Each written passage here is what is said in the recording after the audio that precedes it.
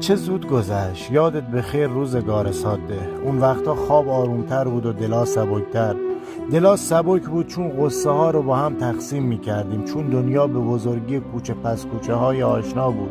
یاد او مهمونی های شلوغ و پرخنده و قصه های شبونه زیر نور کم چراغ نفتی بخیر.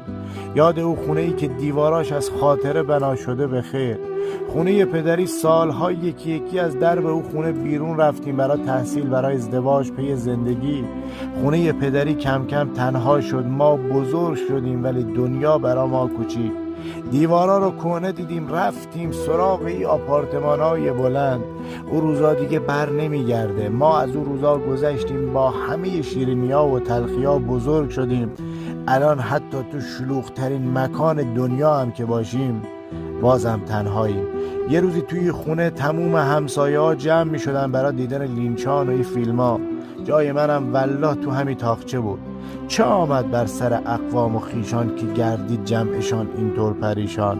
چرا فامیل ها از هم جدایند؟ چرا مردم به این حد بی وفایند؟ چرا خواهر ز خواهر می گریزد، برادر با برادر می ستیزد؟ چرا مهر و محبت کیمیا شد، رفاقت های دیرینه ریا شد؟ دیگر از بذل و بخشش ها اثر نیست، ز انصاف و مروت ها خبر نیست. بر باعث و بانی ایوز لعنت، هزاران بار لعنت.